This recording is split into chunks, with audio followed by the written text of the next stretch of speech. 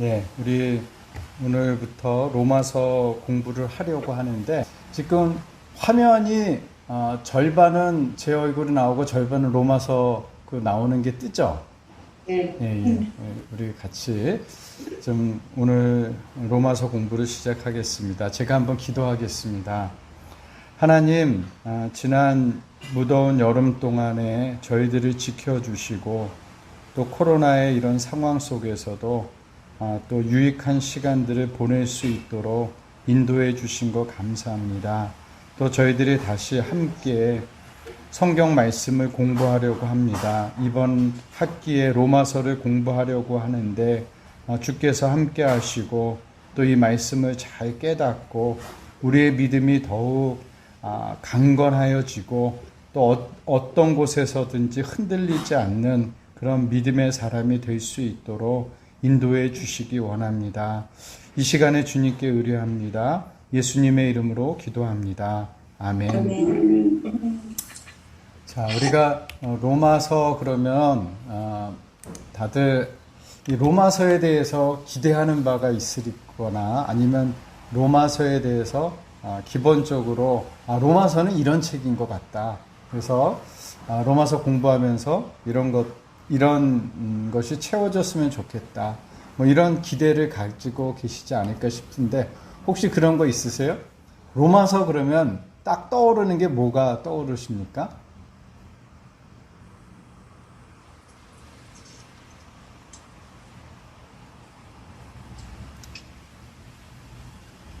로마서.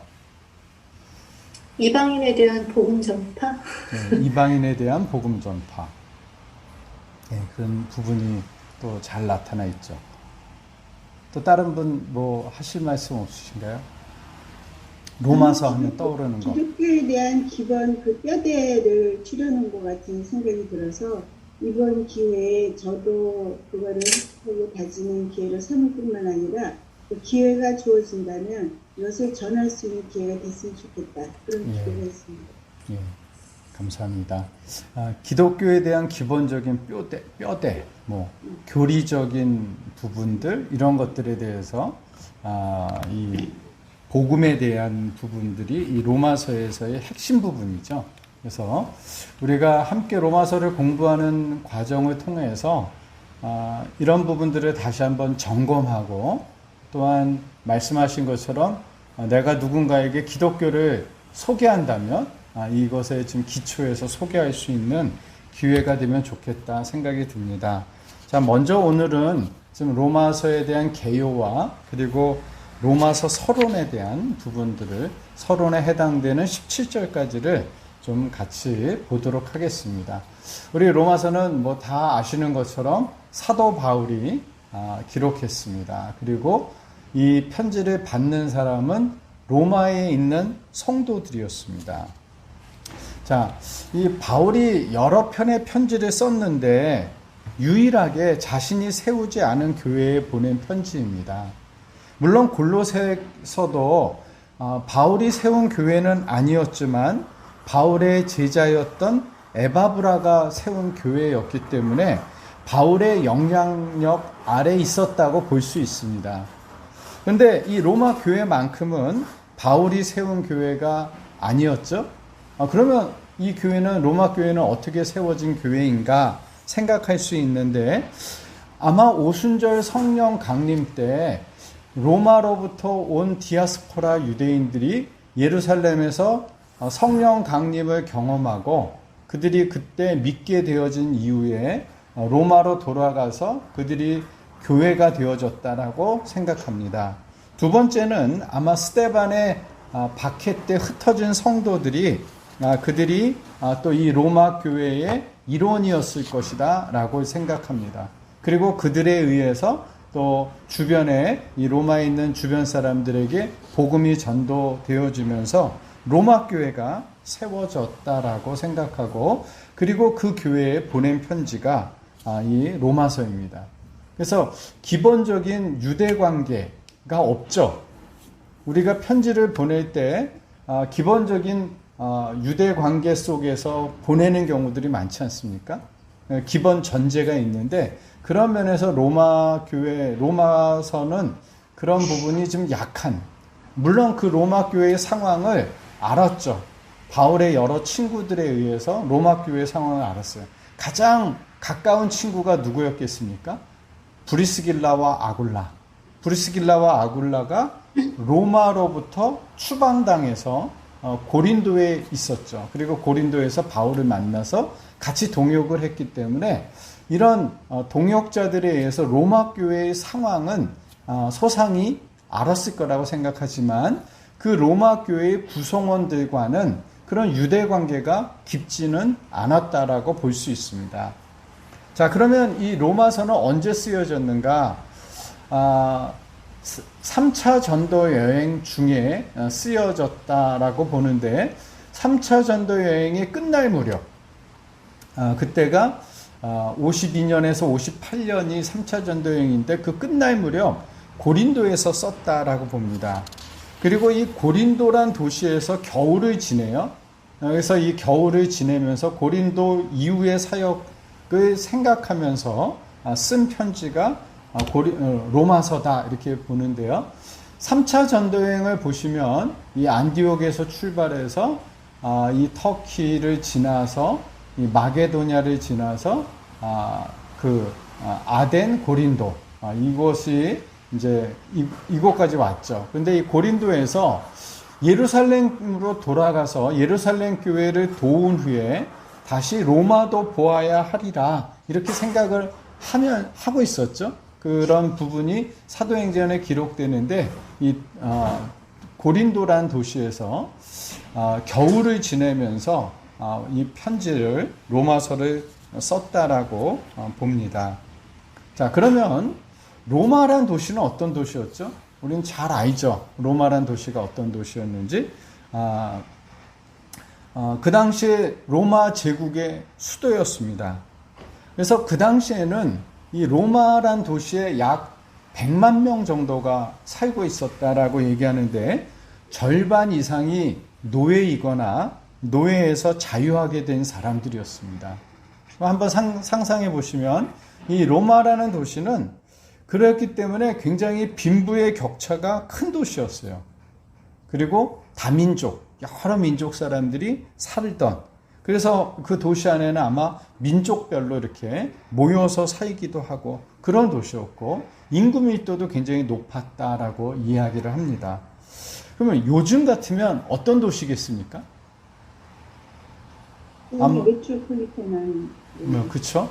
그런 대도시들. 그러니까 요즘은 뭐 뉴욕 같은 도시죠. 그래서 여러 나라 사람들이 모여 살지만 그 뉴욕이라는 도시가 뭐 발달되었지만 한편으로는 슬럼가와 이런 사람들이 굉장히 또 많이 있는 것처럼 아마 이 당시에 로마가 그런 도시였을 것이라고 생각하시면 될 것 같습니다. 자, 우리 여기 바울의 필요랑 관련돼서 세 개의 성경 구절을 적어놨는데 박선영 집사님 한번 좀 요 세 구절의 성경 구절 좀 읽어주시겠어요? 잠깐만 목사님. 예. 이 화면이 목사님도 저희들 거 같이 조그맣게 나오는 거죠?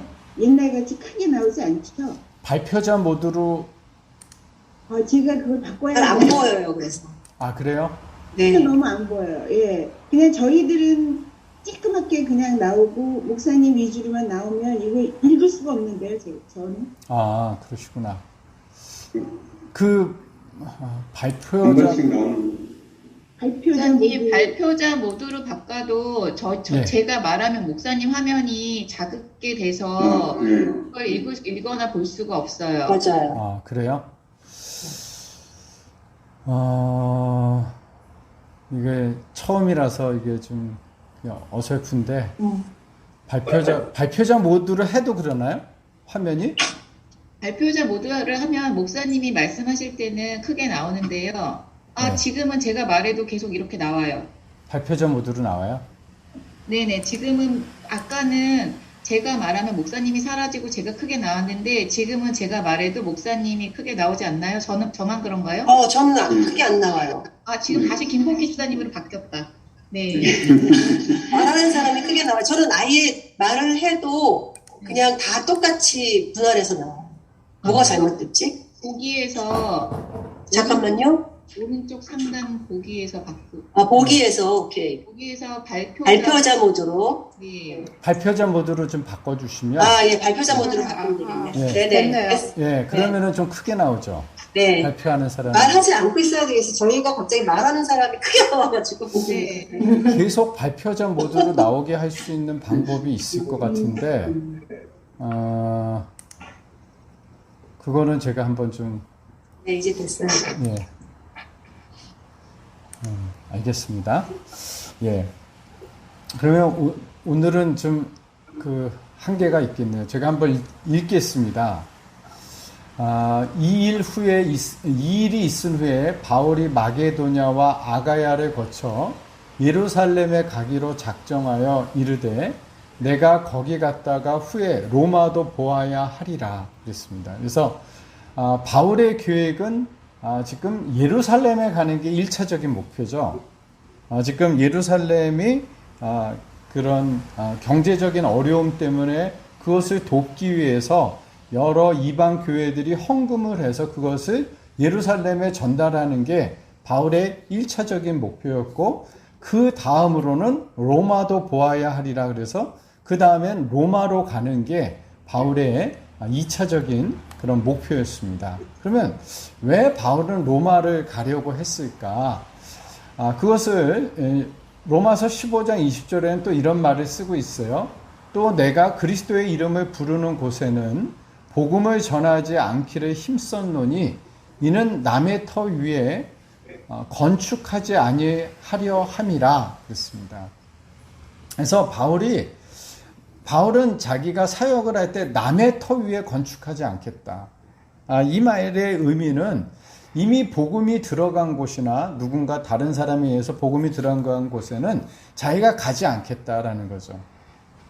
그런 면에서 볼 때 남아있는 곳이 어디였을까 생각할 때 로마 서쪽이었다는 거죠. 그래서 그 15장 23절에 보시면 이제는 이 지방에 일할 곳이 없고 또 여러 해 전부터 언제든지 서바나로 갈 때에 너희에게 가기를 바라고 있었으니 이렇게 얘기합니다. 그러니까 여기서 일할 곳이 없다란 말의 의미는 앞에서 얘기한 것처럼 이미 터가 닦여 있는 곳에서는 자기는 일하지 않는다는 게 자신의 선교 전략이었기 때문에 서바나, 당시로서는 땅끝인 서바나로 가려고 하는데 그러기 위해서 로마를 거쳐야겠다 이렇게 생각했다는 겁니다. 자, 이 지도에서 보시면 이렇게 보이시나요? 잘 이렇게 대강 보시면 이렇게 사선이 치어진 곳은 바울이 이제 비전을 가지고 바라봤던 땅이고요. 이렇게 옆으로 되어진 그 가로로 줄이 쳐져 있는 곳은 바울이 복음을 전해서 영향력을 미쳤던 곳입니다. 그래서 지금 이곳까지는 사실은 헬라 문명이 발달되어 있는 곳이에요. 당시로서는 이곳이 문명이 발달된 곳이고 지금 이렇게 사선 로마를 지나서 서쪽으로 가면은 이곳은 다 그 당시에는 야만인들이 살던 곳이다. 이렇게 얘기했던 바바리안이라고 불렀던 사람들이 살던 곳이죠. 그런데 지금 바울은 자기가 이 로마에 갔다가 이 로마를 통해서 이 서쪽으로 이 당시에 여기 스페인이라는 곳이 땅끝으로 생각하던 곳이죠. 그래서 바울은 땅끝까지 복음을 전하라는 주님의 명령 때문에 땅끝을 향해서 가겠다. 이런 부분이 그래서 서바나로 눈을 돌릴 때 이 로마 제국을 로마 교회의 파송을 받아서 이 서쪽으로 가기를 원했기 때문에 이 로마서를 쓰고 있다라고 볼 수 있습니다. 그러기 위해서는 자기를 그들에게 잘 소개할 필요가 있었던 거죠. 자, 그것은 바울의 필요죠. 바울의 필요에 의해서 로마서를 쓰는 그런 바울의 필요라면 로마 교회의 필요도 있었습니다. 그것은 로마에 있는 그리스도인들이 아까 말씀드린 것처럼 사실 삶이 녹록치 않은 거예요. 빈부의 격차가 큰 곳에서 이렇게 살아가는 삶. 사실 대도시에서 살아가는 삶이 더 힘들지 않습니까? 요즘도? 그런 것처럼 이 로마에 있는 그리스도인들에게 이를 위로할 필요가 있었고, 또한 당시 로마에 어떤 상황이 있었냐면 AD 49년도에 글라우디오 황제가 칙령을 내립니다. 이 글라우디오가 처음에 황제가 되었을 때는 유대인들, 그리스도인들에 대해서 별로 종교적인 것에 타치하지 않았어요.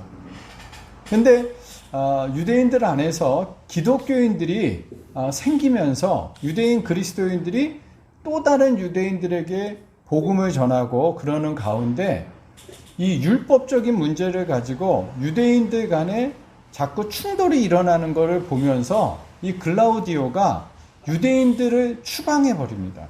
로마로부터. 그 칙령이 49년도에 내려져요.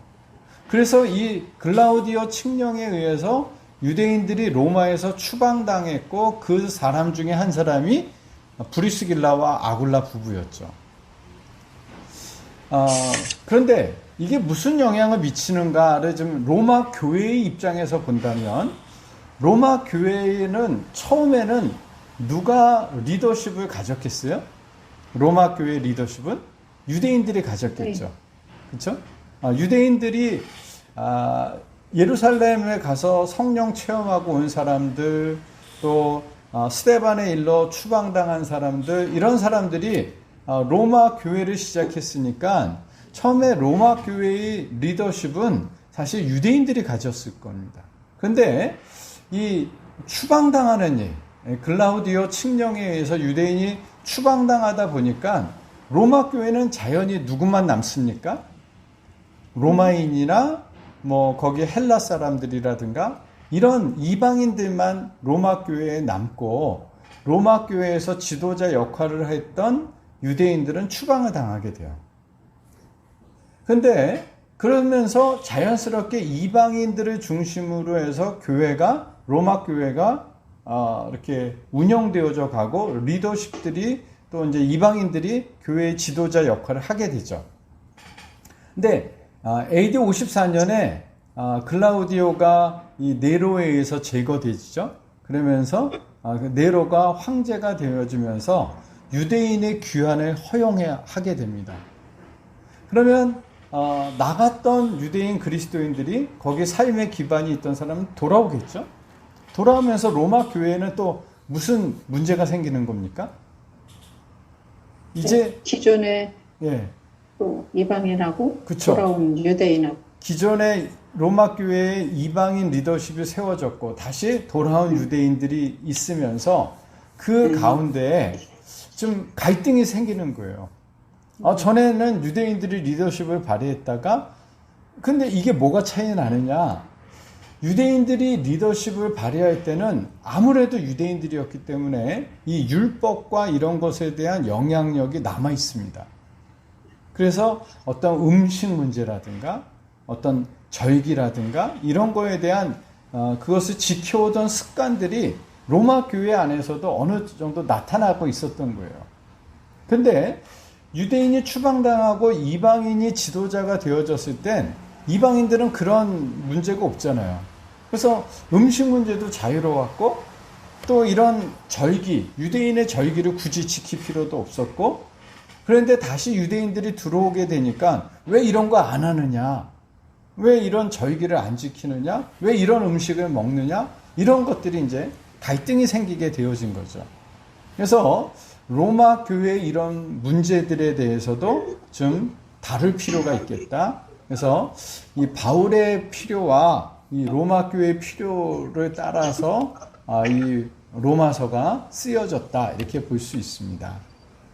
자, 로마서에서 중심적인 내용은 복음이 절대적으로 필요한 그런 이유에 대해서 설명합니다. 인간의 절망적인 상태, 인간 스스로의 노력으로는 어찌할 수 없는 그런 절망적인 상태, 그 가운데 하나님의 구원의 방법과 계획, 그리고 그렇게 의롭다 하심을 받은 자들이 살아가는 생활의 원리 이런 부분들이 중심적인 내용이고요. 로마서는 특징이 있다면 이건 편지이지만 신학 논문이라고 할 정도로 정교하고 논리적이다. 그래서 기독교의 신앙의 기본적인 교리를 강조했다. 그리고 그 교리를 말할 때 대화를 하듯 질문하고 답하는 형식으로 쓰고 있는 부분이 많이 있다라는 게 특징입니다. 자, 로마서의 주제는 예수 그리스도를 믿는 자에게 허락하시는 하나님의 의에 대한 것이 로마서에서의 주제라고 얘기할 수 있고, 이런 주제를 설명하기 위해서 대조되어지는 개념들, 죄와 의, 아담과 예수, 죄와 사망의 법과 생명과 은혜의 법, 이런 부분들을 이렇게 대조해서 설명하고 있습니다. 로마서의 핵심 구절은 16절, 17절이라고 할 수 있는데 그것을 오늘 서론에서 함께 다룰 예정으로 있습니다. 다음 주까지 16절, 17절 암송하시면 좋겠습니다. 자, 로마서의 그래서 구조를 좀 말씀을 드리면 하나님의 복음에 대한 그 간략한 서론에서 다루게 되고, 본론 1장에서 8장까지가 이 구원의 교리에 대한 부분인데요. 구원의 필요성, 구원의 빠져내 방법, 구원의 자라감, 이런 부분들을 이야기합니다. 그래서 인간의 상태에서 인간의 실패로 인한 하나님의 진노가 있는데, 그래서 그 진노로부터 구출받을 수 있는 하나님의 의가 준비되어졌고 그것이 실현되어졌다라는 내용이 8장의 내용이고요. 이 교리에 따르면, 이 8장까지의 교리에 따르면 유대인이나 이방인이나 동일하다는 거예요. 하나님의 의는 믿음으로 구원받고 유대인이나 이방이나 차별이 없다는 거예요. 그랬더니 유대인들은 그럼 우린 뭐냐? 우리는 구약에서 하나님께서 언약을 맺었던 이 이스라엘 백성은 뭐냐? 그래서 이스라엘을 향한 그 하나님의 의가 무엇인가를 이 9장, 10장, 11장에서 다루게 됩니다. 그래서 그리고 12장부터 15장, 13절까지는 11장까지가 교리적이라면 이 부분은 이제 실천적인 부분에서 하나님의 의가 우리의 삶에 어떻게 적용되어져야 하는가에 대한 내용이고요. 마지막으로는 바울의 앞으로의 계획과 동역자들, 그리고 인사말, 이렇게 구성이 되어 있습니다. 자, 이제 우리 본론의 그 서론, 하나님의 복음에 대한 본론을 이제 좀 다루려고 하는데, 혹시 본론 다루기 전에 하실 말씀 있나요? 질문이나 서론 개요 부분에서.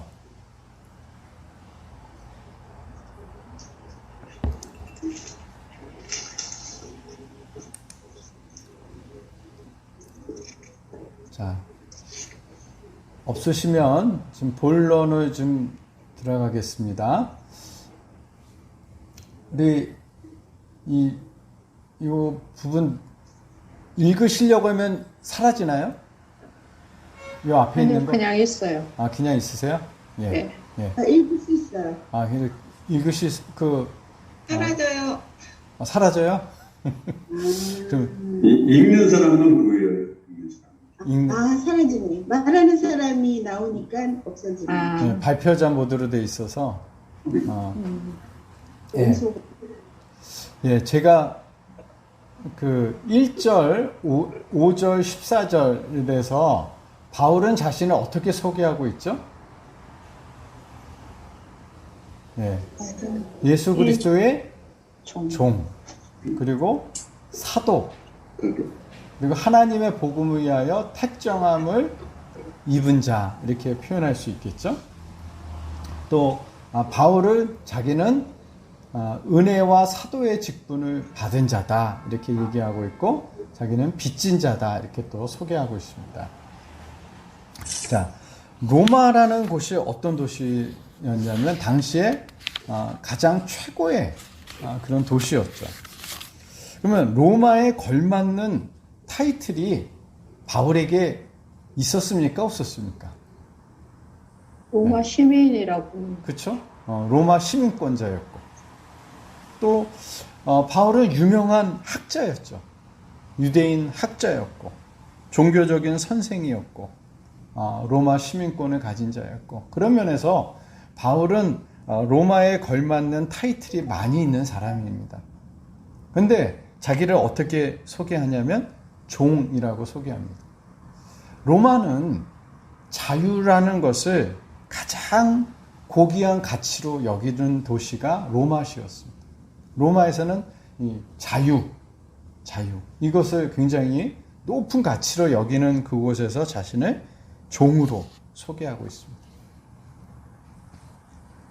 로마에서는 이 종을 아주 천하게 여기는 그런 것인데 자기를 예수 그리스도의 종이다 이렇게 표현하고 있고 사도라고 또 얘기하고 있는데 이 사도라는 말은 보내전 어떤 사명을 부여받고 파송된 자가 사도죠. 요즘으로 얘기하면 특사가 이 사도란 뜻인데 그러면 이 사도는 어떤 사명을 받은 거예요. 그 사명이 뭐라는 겁니까? 복음을 위해서 택정함을 받은 거예요. 이게 이제 사도의 사명과 관련된 부분이죠.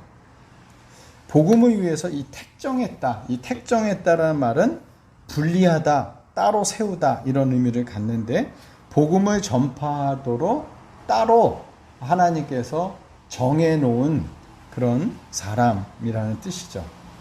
그래서 바울은 자신을 그렇게 소개하고 있고 또 이제 그 직분을 가진 자 빚진 자라고 또 얘기했습니다. 빚은 어떤 사람이 빚을 가지죠? 우리는 빚이라는 것을 돈을 빌린 사람만 빚진 자라 생각할 수 있죠. 네. 은행에서 돈을 빌렸다. 그러면 빚진 자죠. 누군가에게 돈을 빌렸다면 빚진 자인데 또 어떤 사람이 빚진 자냐면 이 돈을 누구에게 전해주라고 부탁받아서 맡은 사람도 빚진 자예요. 그것을 전해주기까지는 내가 빚진 자가 되는 거예요. 그러니까 바울은 지금 복음을 전하라고 사도라는 직분을 맡은 거죠. 그래서 이 복음을 전하기까지는 자기는 빚진 자라는 거죠. 자기는 자기의 사명을 감당하기까지는 그런 빚진 자다라는 그런 생각을 가지고 있었던 것을 지금 보게 됩니다. 자신을 이렇게 소개했고요. 이제 복음을 소개하고 있습니다. 자신을 소개한 다음에 이제 복음을 소개하는데 이 복음은 어떻다고 그랬습니까?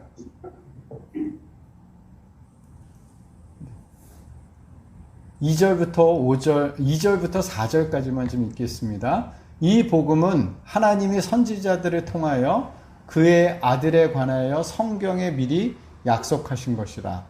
그의 아들에 관하여 말하면 육신으로는 다윗의 혈통으로 나셨고 성결의 영으로는 죽은 자 가운데서 부활하사 능력으로 하나님의 아들로 선포되셨으니 곧 우리 주 예수 그리스도시니라 그랬습니다. 사실 이 복음은 예수 그리스도시다 라는 거죠. 근데 그 가운데가 이 복음에 대해서 설명하는 부분이 있는데 첫 번째는 무엇입니까? 복음의 출발점은 누구라는 거예요? 하나님이시다. 복음의 출발점은 하나님이신데 하나님이 약속하신 거라는 거예요. 이 복음에 대해서 약속하신 선지자들을 통해서 미리 약속하신 것이 복음은 예수 그리스도신데 이 예수 그리스도는 선지자들을 통해서 하나님이 미리 약속하신 그래서 복음의 출발점은 하나님이시다. 복음의 내용은 예수 그리스도다. 그의 아들에 대해서 얘기하는데 그러면 그의 아들을 어떻게 설명했냐면 하나는 육신으로는 다윗의 혈통으로 나셨다. 이 인간의 몸으로는 다윗의 혈통에서 나셨고 성령을 통해서 이 성결의 영이라는 말은 유대인들의 그런 표현이죠.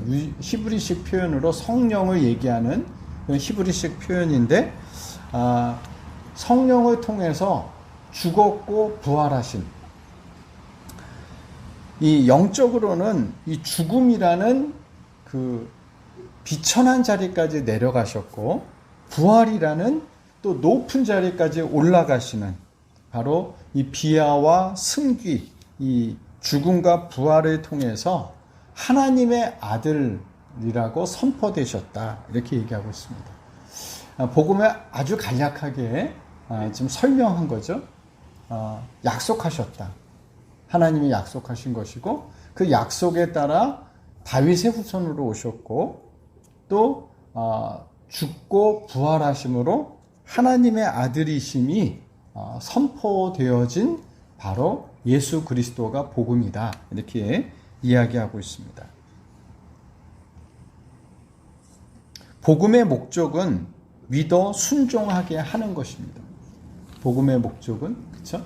여기 5절에 있는 것처럼 모든 이방인 중에서 믿어 순종하게 하는 것이다, 이렇게 얘기하고 있습니다. 지금 2절부터 5절은 복음을 소개하고 있습니다.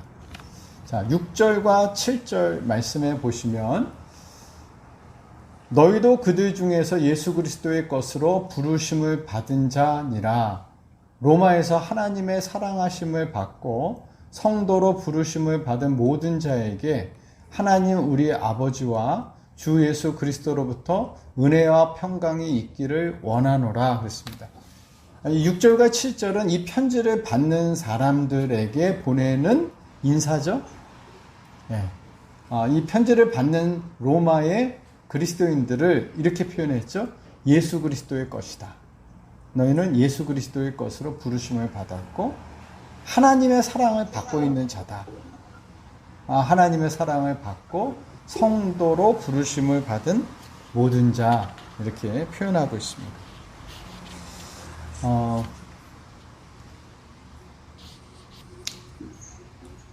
그래서 이 앞에 이제 인사말이 끝났고요.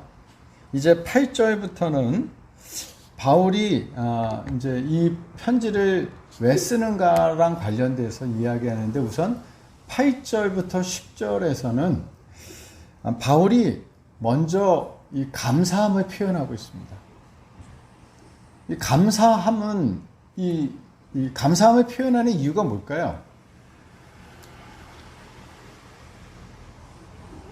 너희 믿음이 온 세상에 전파되는 것으로 인해서 참 감사하다, 이렇게 얘기하죠. 이것은 격려죠, 격려.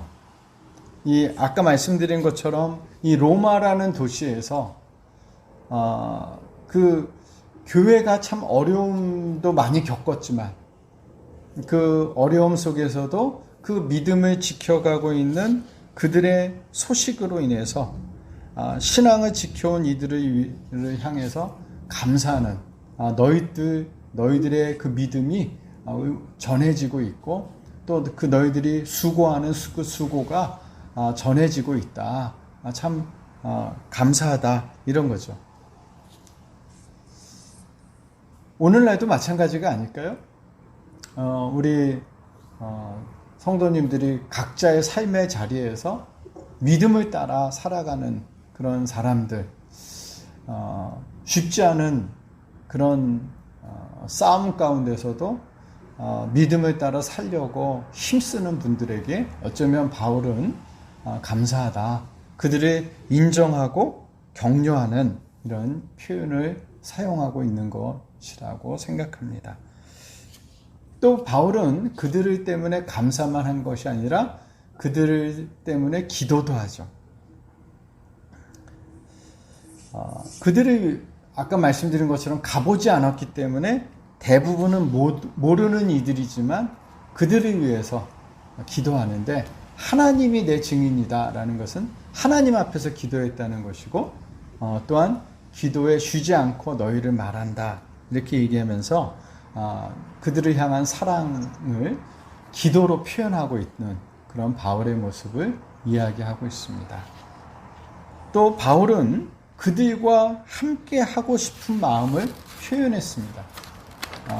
너희에게로 나아갈 좋은 길 얻기를 구하노라 이렇게 얘기했죠.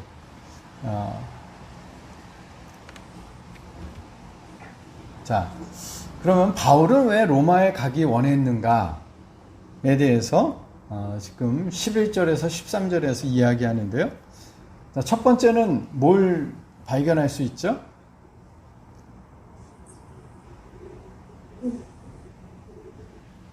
경고하게 하려고 한다 그랬습니다. 근데 신령한 은사를 나누어 주어 너희를 경고하게 하려 한다 그랬는데 신령한 은사를 어떻게 나눠주는 거죠?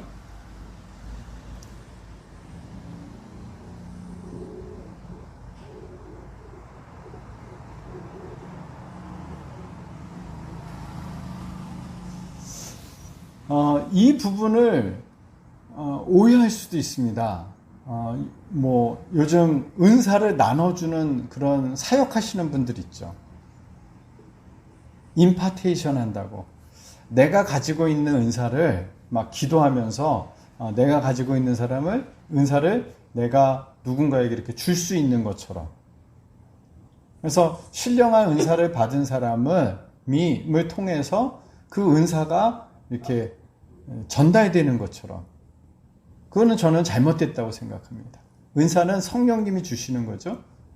성령님의 판단에 의해서 공동체의 덕을 세우기 위해서 성령이 주시는 거지 어떤 은사를 가진 사람이 주는 게 아니죠.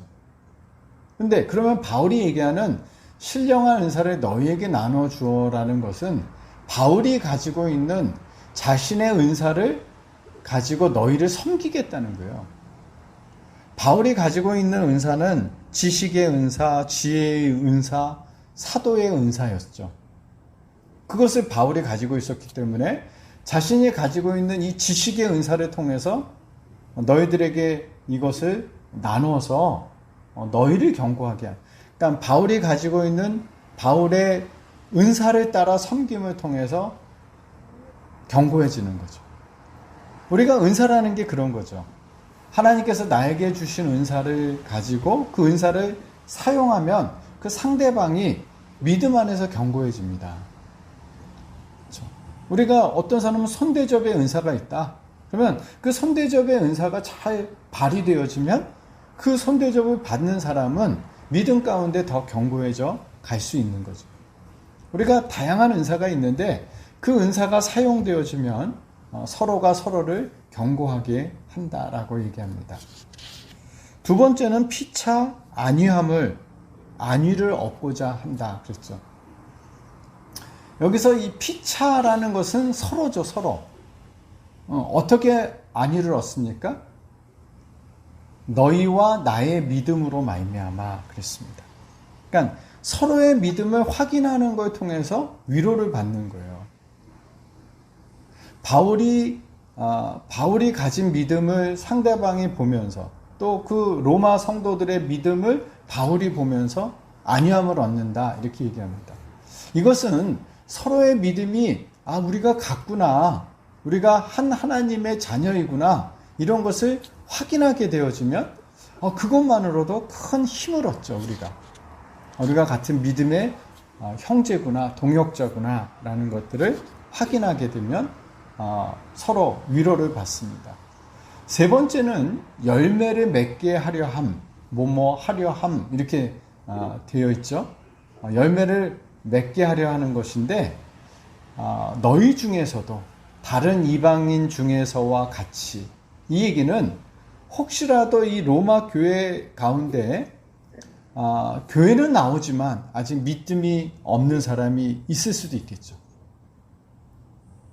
그런 사람, 바울이 이방인들에게 다른 지역에서 복음 전해서 열매 맺은 것처럼 이 로마에서도 그런 열매가 있기를 좀 바라면서 로마에 가기 원했다. 이렇게 자신의 그들을 도울 것을 지금 약속하면서 그들에게 가기 원한 이유를 얘기하고 있습니다. 자, 다시 한번 아까 이야기했던 빚진 자에 대한 이야기인데요. 자, 그러면 근데 한번 좀 생각해 보시죠. 헬라인이나 로마인, 야만인이나 지혜 있는 자나 어리석은 자나 내가 빚진 자라. 지금 바울이 헬라인과 야만인에게 이것은 지혜 있는 자, 어리석은 자 이 부분이 헬라인과 야만인에 대한 반복이라고 볼 수도 있습니다. 왜 빚진 자입니까? 바울이 왜 헬라인과 야만인에게 빚진 자예요?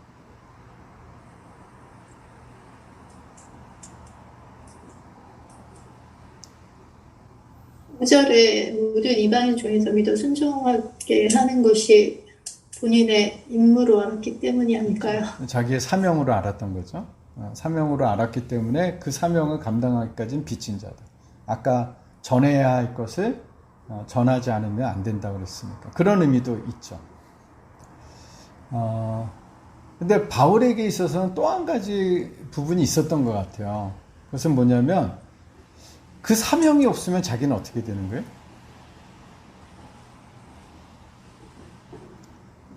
바울이 그런 생각을 하는 거죠. 자기는 복음의 원수 같은 존재였죠.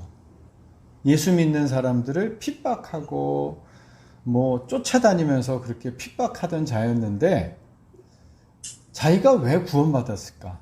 하나님이 왜 자기를 구원하셨을까를 생각할 때 이 헬라인과 야만인에게 복음을 전하라고 자기를 구원하셨다는 거예요. 그러니까 자기를 그렇게 하나님을 대적했던 자를 자기를 부르시고 사도로 삼으신 것은 이 사명 때문에 자기를 부른 거니까 헬라인과 야만인이 없었으면 어떻게 되는 거예요? 자기는 구원받지 못한 자가 될 수 있다. 그 사명 때문에 자기를 하나님 부르시고 구원하셨으니까 헬라인과 야만인은 사실은 그들에게 복음을 전할 대상이지만 나는 그들에게 빚진 자다. 이렇게 이야기하고 있다는 거죠. 그러니까 이런 빚진 자의 심정. 이거 아니면 나 구원 못 받았다. 너희들 아니면 나 구원 못 받았다. 그런 거죠. 그러니까 이 빚진 자라는 말에 담겨 있는 이 바울의 부분은 굉장히 좀 남달랐던 것 같아요. 그런 경험이 있으신가요? 이때를 위해서 하나님이 나를 남겨두셨나 보다. 이런 것들이 있을 수 있잖아요.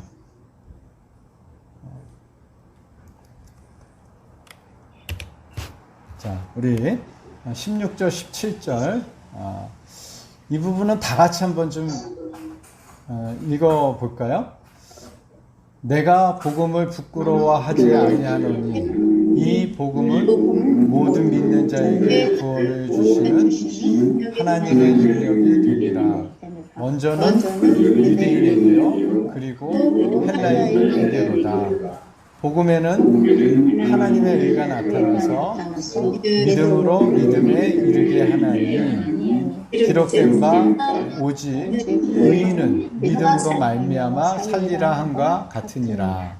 아멘. 자, 복음의 위력은 뭐죠? 복음의 위력은? 그렇죠. 구원을 주시는 하나님의 능력. 그러니까 복음의 위력은 구원에 있는 거죠. 구원. 자, 그럼 복음이 역사하는 범위는요? 유대인, 처음에 유대인, 그다음 헬라인. 네, 그렇죠. 유대인에게요, 그리고 헬라인에게로다. 그랬으니까 모두죠, 모두. 예. 유대인과 헬라인, 여기서는 유대인에게요, 헬라인에게로다. 이 유대인, 헬라인은 어떻게 보면 유대인과 이방인을 다 포함하는 그런 거죠. 앞에서 헬라인과 야만인 이랬을 때는 이방인을 둘로 나눈 거예요. 그렇죠. 이방인을 둘로 나누면은 헬라인과 야만인으로 나눌 수 있었어요. 그게 지금까지 바울이 복음을 전한 데는 헬라인에게 복음을 전했고, 앞으로 복음을 전하려고 하는 데는 야만인이에요. 그래서 이 이방인을 둘로 나누면 헬라인과 야만인 이렇게 나눌 수 있지만 온 인류를 둘로 나눌 때는 어떻게 나누는 겁니까? 유대인과 헬라인 이렇게 나누는 거예요. 유대인과 이방인을 통칭해서 헬라인 이렇게 부르는 거라고 보시면 될 것 같습니다. 자, 복음에 대한 목사님 야만인이라는 건 그러면 좀 이렇게 수준이 낮은 사람이라는 뜻이에요? 뭐예요? 예, 그런 뜻인데 그 당시에는 이 야만인이라는 말이 이제 그 로마 서쪽에 있는 그 사람들을 야만인이라고 불렀어요. 그게 무슨 얘기냐면 그 당시는 로마까지는 언어가 통일이 돼 있었어요. 그 언어가 뭐냐면 헬라어였습니다. 그러니까 로마 제국이 다스렸지만 이미 헬라 시대를 거치면서 헬라어로 그 언어가 통일이 돼 있었어요. 로마까지는.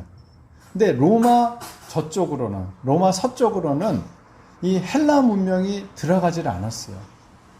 그래서 그 사람들에게 가서 말을 하면 이 무슨 의미로 들은 거냐면 부부부부 이렇게 말한다는 거예요. 뭐라고 말하는데 못 알아듣는 거예요. 그래서 그 말에서 무슨 말인지 모르는 그 말 발음에서 그냥 바바리안이라는 단어가 유래되었다고 하고 그 바바리안이 이제 야만인이라고 번역된 거죠. 그래서 헬라어가 통용되지 않고 그 당시 그만큼 문명적으로 삶의 이 부분이 이렇게 열악했던 곳인데 그것을 야만인 그러니까 굉장히 좀 이렇게 정말 무지하고 문명이 그러니까 좀 안 좋은 의미로 보여주는데 그 당시에 그렇게 부른 거죠. 이 헬라 문명이 들어간 사람들이 그렇지 않은 사람들에게. 근데 지금 바울이 로마 교회를 통해서 가고자 하는 곳이 서반이니까. 네, 그쪽이 야만인 쪽에 가는 거예요. 가고자 했던 거예요. 그래서 바울이 이방인 지역을 얘기할 때는 헬라인과 야만인 이렇게 대비적으로 나누는 거고 이 전체 인류를 얘기할 때는 유대인과 헬라인.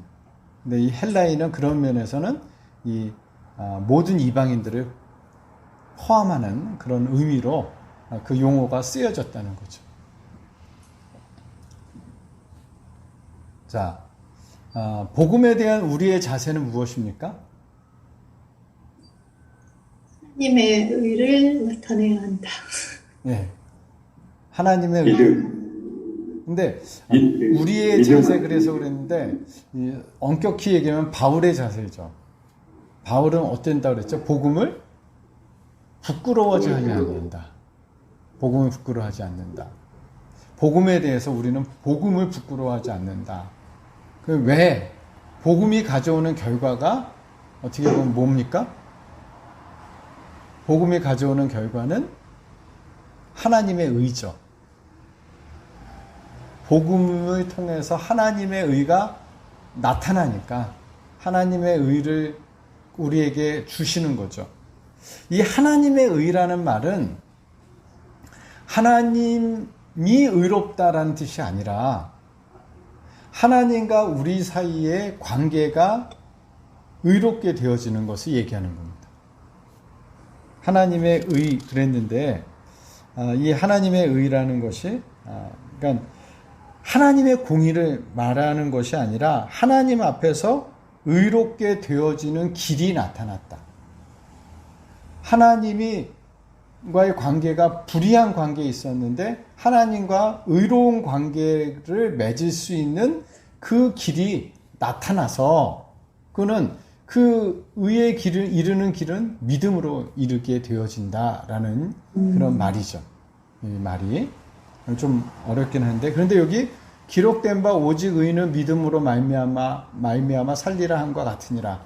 요 구절은 기록된 바라는 거니까 이거 구약에 있는 말씀이죠. 예, 구약에 있는 어떤 말씀이냐면 하박국에 있는 말씀입니다. 하박국 2장 4절에 보시면 의인은 그의 믿음으로 말미암아 살리라 그랬습니다. 자, 그런데 먼저 이 하박국의 배경을 조금 알아야 돼요. 그렇죠? 그러니까 하박국이 여기서 얘기하는 이 묵시는 정한 때가 있다. 이것이 성취되어지는 때가 있다. 이 묵시라는 건 하나님의 그 약속이 성취되어지는 때가 있다. 그것이 종말이에요. 정한 때가 있나니, 이 정한 때라는 게 종말인데, 그게 무엇이냐? 그 묵시가 성취되어진다는 것을 믿는 사람이 의인이고, 그것을 믿는 사람은 그 믿음으로 살리라 그랬습니다. 자, 그럼 이 앞에 있는 그의 믿음은 교만하여, 그의 마음은 교만하여 그 속에서 정직하지 못하나. 여기 그의 마음은, 여기서의 그는 누굴까요?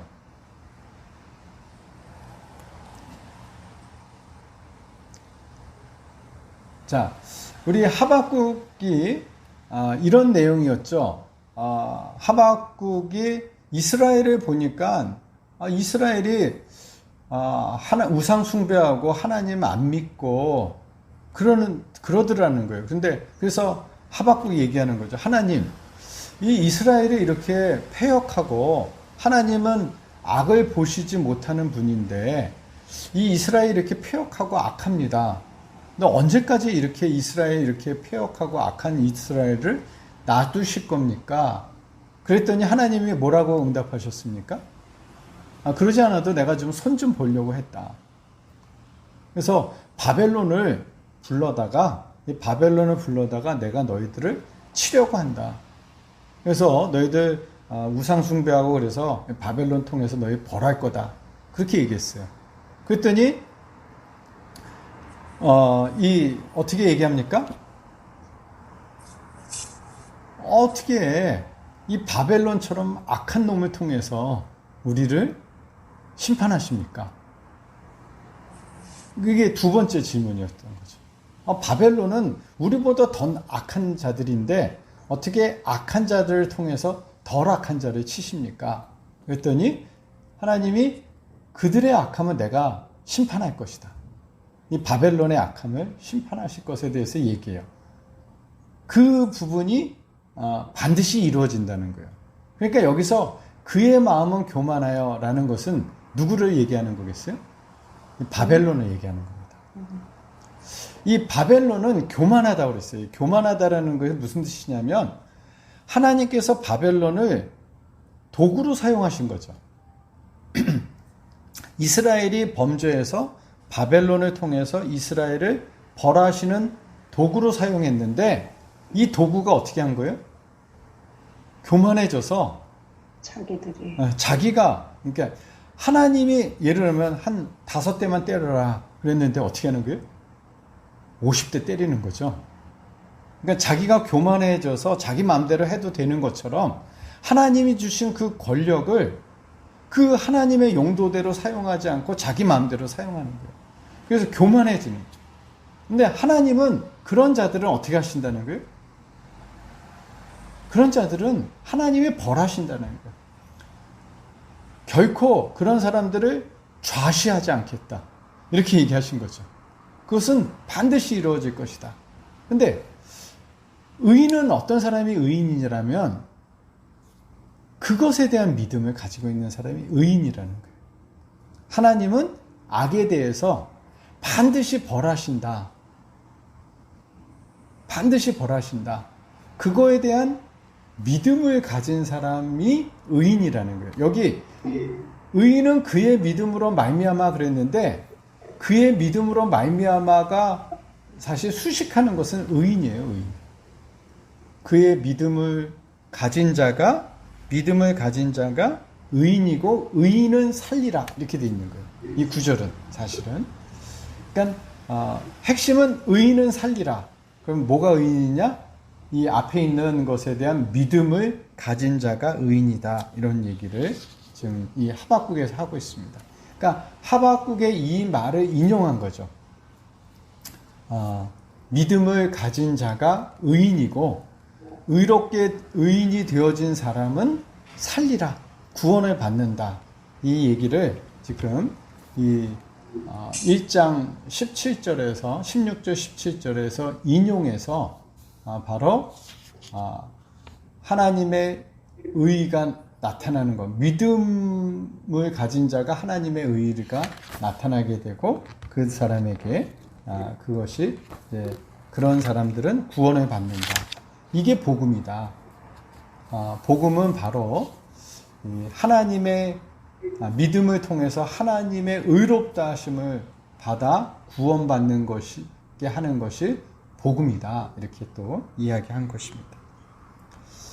자, 오늘은 좀 화면을 계속 좀 보실 수가 없어서 제가 이렇게 좀 주로 이야기했는데, 다음 시간에는 이것을 어떻게 고정시킬 수 있는 방법을 한번 알아보고요.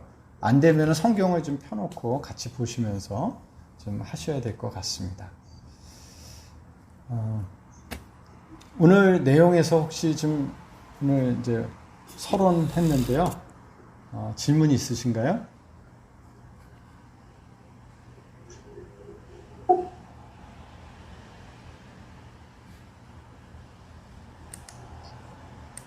교재는 이미 다 보도가 된 거죠? 아니면 우리가 프린트해야 하는 예, 건가요? 교재를 주일날 오신 분은 나눠드렸고요. 안 오신 분은 우편으로 보냈고요. 저 김재희 이번 집사님은 네, 이번 주일에 가야 합니다.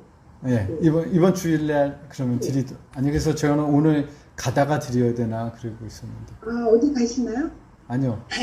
되게 가신대. 주일날 찾으러 갈게요. 예. WMTC 안 오세요? 가요. 내일. 내일 가세요. 저도 내일 가거든요. 그럼 그걸로 내일 제가 좀 전해드리도록 하겠습니다.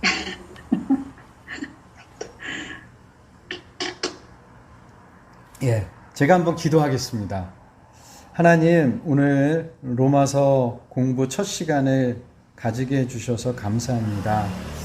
앞으로 이 로마서 말씀을 통해서 우리가 복음의 그 진수들을 깊이 알고 또 우리의 삶에서 다시 한번 확인하고 또 맛보고 할 수 있도록 인도해 주시기 원합니다.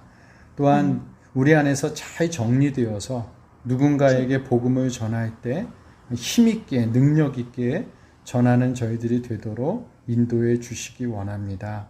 오늘 함께해 주심에 감사드리며 예수님의 이름으로 기도합니다. 아멘.